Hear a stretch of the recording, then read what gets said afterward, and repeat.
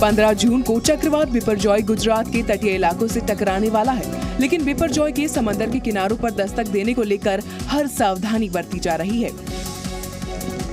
तूफान के टकराने से पहले चप्पे चप्पे पर पुख्ता तैयारी की गई है। केंद्र और राज्य सरकार दोनों ने ही रणनीति के साथ काम किया है। एनडीआरएफ, एसडीआरएफ और कोस्ट गार्ड के जवान भी मुस्तैदी से डटे हैं। गुजरात के तटीय इलाकों से अब तक 28,000 लोगों को अस्थायी शिविरों में भेजा जा चुका है। गुजरात के जामनगर में भी बिपरजॉय साइक्लोन का असर दिखना शुरू हो गया है और इसको लेकर के प्रशासन ने भी पूरी तरह से तैयारियां कर ली हैं। मैं इस समय जामनगर के ग्रामीण इलाके में हूं और ये जो आप देख रहे हैं ये समुद्र का इलाका है। ये जामनगर ग्रामीण क्षेत्र में आता है और जामनगर में 3 तहसील हैं, उसमें से एक तहसील है जो कि जामनगर ग्रामीण है, जिसमें सिक्का गांव है जहां पर इस वक्त मैं खड़ा हूं। ये समुद्री इलाका है और यहां पर आप देख सकते हैं कि जो समुद्र की जहाज हैं उनको किनारे लगा दिया गया है और समुद्र के अंदर कोस्ट गार्ड को तैनात कर दिया गया है और लोगों पर नजर रखने के लिए कहा गया। बिपरजॉय कच्छ, देवभूमि, द्वारका और जामनगर जिलों को सबसे ज्यादा प्रभावित करेगा। राज्य सरकार ने तट के 10 किलोमीटर के दायरे में लोगों को निकालने का टारगेट सेट किया है। 16 जून तक मछुआरों को पानी में उतरने की मनाही है। सरकार ने कहा कि देवभूमि, द्वारका, राजकोट, जामनगर, जूनागढ़, पोरबंदर, गिर सोमनाथ, मोरबी और वलसाड़ की प्रभावित जिलों में एनडीआरएफ की 17 और एसडीआरएफ की 12 टीमें स्टैंड बाय पर हैं। अरब सागर में उठा तूफान बिपरजॉय अब गुजरात की तरफ बढ़ रहा है। तूफान से सबसे ज्यादा खतरा गुजरात में है, लेकिन तूफान के चलते मुंबई के तटीय इलाकों में भी आंधी बारिश का दौर जारी है। मुंबई के तटीय इलाकों में तेज हवाएं चल रही हैं, समुद्र में ऊंची ऊंची लहरें उठ रही हैं। मुंबई में गेटवे ऑफ इंडिया पर्यटकों से गुलजार रहता है। वहां 5 से 6 फीट ऊंची लहरें तट से टकरा रही हैं। तूफान के डर से सैलानियों को समुद्र के किनारे जाने से रोक दिया गया है। बीएमसी ने मरीन ड्राइव पर लाइफ गार्ड की संख्या बढ़ा दी है। लोगों को समंदर के किनारे जाने से रोक दिया गया है। तो वहीं चक्रवात बिपरजॉय को देखते हुए मुंबई पश्चिमी रेलवे ने वॉर रूम बनाया है। रेलवे ने आपदा से निपटने के लिए 2500 आरपीएफ के जवानों को मौके पर तैनात कर रखा है। साथ ही पश्चिमी रेलवे ने 69 ट्रेनों को रद्द कर दिया है और 30 ट्रेनों को शॉर्ट टर्मिनेट कर दिया है। एक बड़ी संख्या में जो सैलानी हैं वो पहुंचते हैं, लेकिन फिलहाल ये बीच जो है वो पूरी तरीके से खाली करवा दिया गया है और इसका कारण है इस बीच पर उठने वाली ये ऊंची ऊंची उफंती जो लहरें हैं जो कि बेहद ही खतरनाक साबित हो सकती हैं। ऐसे में एहतियात के तौर पर बीएमसी हो या मुंबई पुलिस हो, उनके द्वारा लगातार नागरिकों की सुरक्षा के लिए पुख्ता इंतजाम किए गए हैं। 2024 के आम चुनावों को लेकर विपक्ष ने अभी से तैयारियां तेज कर दी हैं। अलग अलग नेता लगातार एक दूसरे के साथ बैठकें कर रहे हैं ताकि 2024 में बीजेपी का तोड़ निकाला जा सके। सूत्रों के मुताबिक विपक्ष न्यूनतम साझा कार्यक्रम पर योजना बन सकती है। 23 जून को पटना की बैठक में इस पर चर्चा संभव है और इस कमेटी के चेयरमैन शरद पवार हो सकते हैं। विपक्षी दल की कोशिश है कि 2024 लोकसभा चुनाव में बीजेपी उम्मीदवार के खिलाफ विपक्ष का एक ही उम्मीदवार हो। ऐसी 400 से ज्यादा सीट चिन्हित करने की कवायद है। हालांकि कांग्रेस चाहती है कि इसमें सबसे बड़ा हिस्सा 2019 लोकसभा चुनाव में जीते और दूसरे नंबर पर रहे। ऐसी 252 सीट्स पर कांग्रेस दावा कर सकती है। इस पेच को सुलझाना भी विपक्षी एकता की सबसे बड़ी चुनौतियों में से एक है। जिनकी 100-200 सीटें, 50 सीटें हैं, वो यूनिटी कर नहीं पाते और छोटी पार्टियों से यूनिटी की उम्मीद की जाती है। सूत्रों के मुताबिक इस बैठक में 18 दल शामिल हो सकते हैं। नीतीश कुमार विपक्षी दलों को जोड़ने के साथ इस पर भी मेहनत कर रहे हैं कि कैसे उन छोटे और क्षेत्रीय दलों को भी एकजुट किया जा सके। उमेश पाल हत्याकांड में जैसे जैसे जांच आगे बढ़ रही है, वैसे वैसे नए खुलासे हो रहे हैं। उमेश पाल हत्याकांड में पुलिस ने एक बड़ा खुलासा किया है।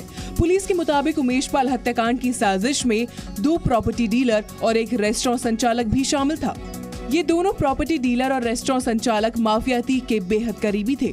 जांच के दौरान पुलिस को पता चला है कि दोनों प्रॉपर्टी डीलर और रेस्टोरेंट संचालक ने शूटर्स को पैसों से लेकर दूसरी सुविधाएं उपलब्ध कराई थी।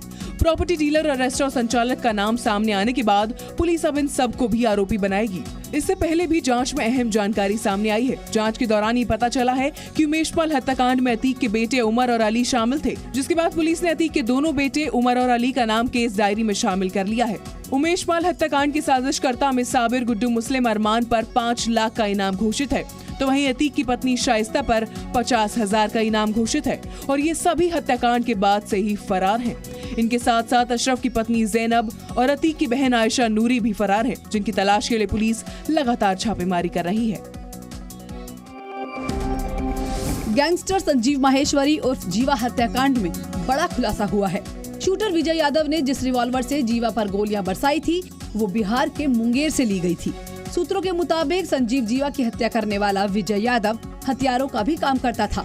विजय यादव सिवान में गुड्डू नाम के युवक से हथियार खरीदता था, फिर गुड्डू के कहने पर ही वो मुंबई और मध्य प्रदेश में इन हथियारों को पहुंचाता था। अब लखनऊ शूटर विजय यादव की असला सप्लाई की सच्चाई जानने के लिए पुलिस की एक टीम बिहार पहुंची है और हथियारों की तस्करी करने वालों की तलाश कर रही है। वहीं पुलिस रिकॉर्ड में जीवा के दुश्मन के रूप में सबसे बड़ा नाम वेस्ट यूपी के कुख्यात सुशील मूंछ गैंग का है। पुलिस की जांच उस तरफ भी घूमी। पुलिस शूटर विजय यादव और सुशील मूंछ से कनेक्शन की भी तलाश कर रही है। पुलिस हिरासत में लखनऊ के SC/ST कोर्ट रूम में 7 जून को दोपहर बाद मुख्तार अंसारी के बेहद करीबी कुख्यात अपराधी संजीव महेश्वरी और जीवा की हत्या कर दी गई थी, जिसके बाद से मुख्तार अंसारी काफी परेशान है। उत्तर प्रदेश के मुख्यमंत्री योगी आदित्यनाथ आज रामनगरी अयोध्या का दौरा करेंगे। सीएम योगी 2 दिनों तक अयोध्या में रहेंगे। आज सीएम योगी आदित्यनाथ शाम 7:30 बजे सभागार में अफसरों के साथ समीक्षा बैठक करेंगे। फिर विभिन्न विकास कार्यों का स्थलीय निरीक्षण भी रात में ही करेंगे। रात्रि विश्राम के बाद सीएम योगी आदित्यनाथ कल यानी 15 जून की सुबह हनुमानगढ़ी अयोध्या में दर्शन पूजन करेंगे। फिर रामलला के दर्शन करेंगे। इसके साथ ही मंदिर निर्माण स्थल की निरीक्षण करेंगे। 11 बजे एक जनसभा को संबोधित करेंगे और साथ ही बीजेपी बाइक रैली को हरी झंडी दिखाएंगे। लोकसभा के चुनावों से पहले सीएम योगी आदित्यनाथ का दौरा काफी अहम है। लोकसभा के चुनावों से पहले राम मंदिर का उद्घाटन होना है और बीजेपी इसका लाभ लेने की पूरी कोशिश में है।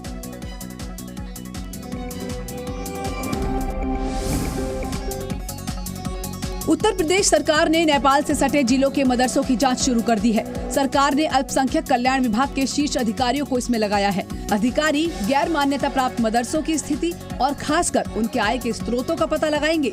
जांच के लिए 4 अधिकारियों की 2 अलग-अलग टीमें बनाई गई हैं, जो 9 जिलों का दौरा कर अपनी रिपोर्ट सौंपेंगी। अल्पसंख्यक कल्याण विभाग के विशेष सचिव आनंद कुमार सिंह व मदरसा बोर्ड के रजिस्ट्रार जगमोहन सिंह के नेतृत्व में दोनों टीमें जाँच करेंगी। इससे पहले सरकार ने पिछले साल मदरसों का सर्वे कराया था। इसमें करीब 8,500 मदरसे गैर मान्यता प्राप्त मिले थे। सर्वे में नेपाल से लगी उत्तर प्रदेश की सीमा में बड़ी संख्या में मदरसे मिले थे। इन मदरसों की आय का स्रोत ज़कात बताया गया था। कुछ मदरसों को विदेश से भी पैसा मिल रहा है। इसी के बाद योगी सरकार ने इन मदरसों की आय के स्रोतों का पता लगाने का निर्णय लिया था।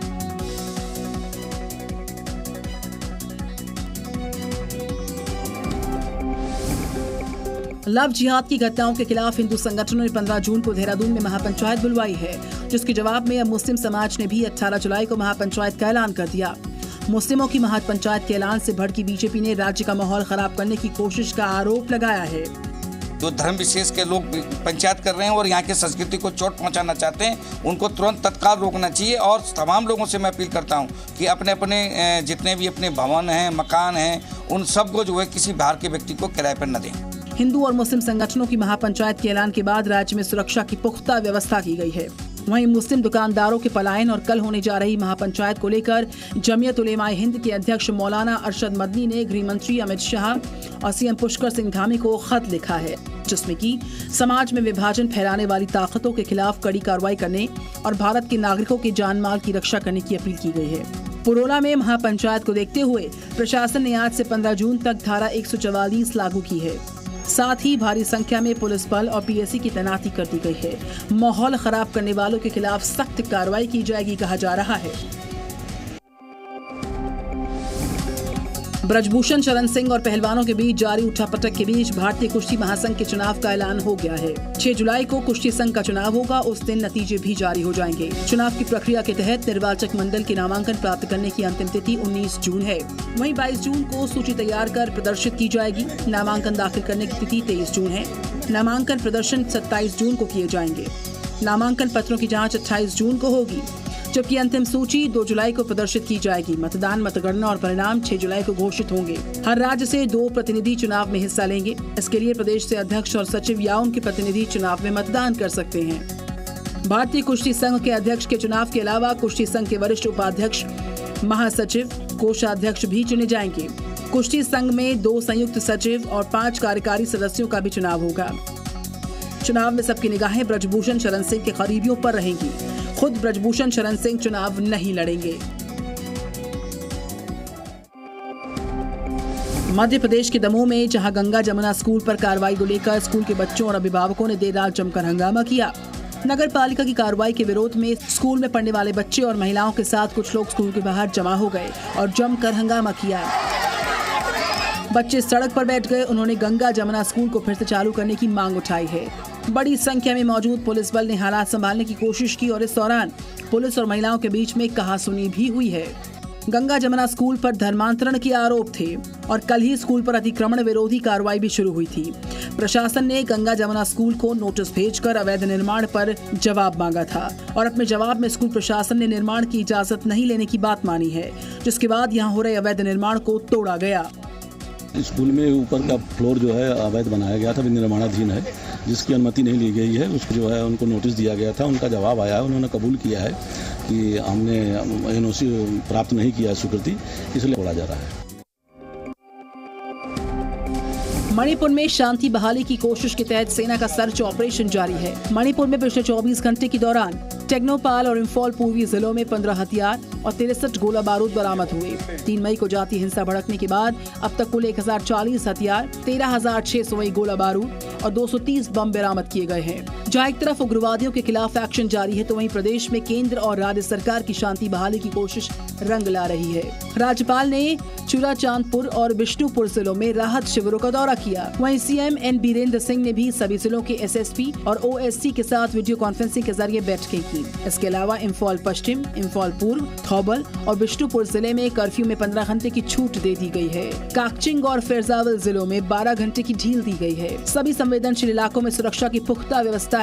इसके अलावा राज्य और केंद्रीय बलों की संयुक्त टीम ने राज्य के कई हिस्सों में तलाशी अभियान तेज कर दिया है। कैबिनेट मंत्री और विधायक राज्य के हिंसाग्रस्त इलाकों का दौरा कर रहे हैं और बड़े पैमाने पर जनता से मिलकर शांति और सामान्य स्थिति की अपील कर रहे हैं।